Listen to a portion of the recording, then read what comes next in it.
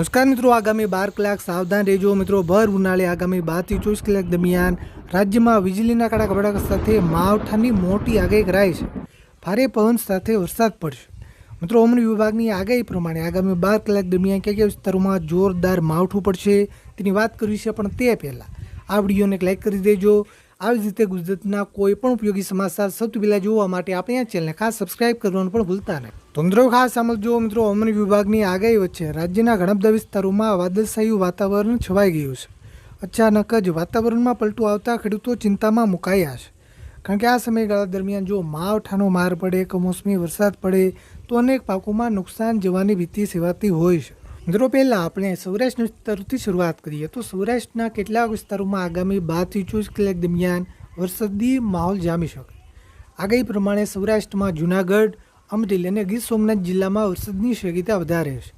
આ જિલ્લાઓના છૂટાછવાયા વિસ્તારોમાં સામાન્ય ઝાપટાથી હળવું માવઠું પડી શકે। ભાવનગર, સુરેન્દ્રનગર અને બોટાદ જિલ્લાના વાતાવરણમાં પલટો આવશે, વાદળછાયું વાતાવરણ જોવા મળી શકે। એકલ દોકલ ટૂંકા વિસ્તારોમાં સામાન્ય ઝાપટા પડી જાય, બાકી આ વિસ્તારમાં કોઈ મોટી શક્યતા નથી। મિત્રો દક્ષિણ ગુજરાતના વિસ્તારની વાત કરીએ તો દક્ષિણ ગુજરાતમાં મધ્યમથી ભારે વરસાદની આગાહી છે, જેમાં ખાસ કરીને ડાંગ અને વલસાડ જિલ્લામાં વરસાદની શક્યતા વધારે છે। આ જિલ્લાઓના છૂટાછવાયા વિસ્તારોમાં સામાન્યથી મધ્યમ વરસાદ તો એકલ દોકલ ટૂંકા વિસ્તારોમાં ભારે માવઠું પણ પડી શકે। આ સાથે ગાજવીજ અને ભારે પવન ફૂંકાવાની આગાહી પણ કરાઈ છે। નર્મદા જિલ્લામાં સામાન્ય ઝાપટા પડી શકે। સુરત અને નવસારી જિલ્લાના વાતાવરણમાં પલટો આવી શકે, વાદળછાયું વાતાવરણ જોવા મળી શકે। મિત્રો મધ્યપૂર્વ ગુજરાતના વિસ્તારની વાત કરીએ તો મધ્યપૂર્વ ગુજરાતમાં ખાસ કરીને દાહોદ, પંચમહાલ અને છોટાઉદેપુર જિલ્લામાં આગાહી કરાઈ છે। આ જિલ્લાઓના છૂટાછવાયા વિસ્તારોમાં સામાન્ય ઝાપટાથી હળવું માવઠું પડી શકે। બાકી અમદાવાદ, આણંદ, ખેડા, વડોદરા અને મહીસાગર જિલ્લામાં કોઈ મોટી શક્યતા નથી।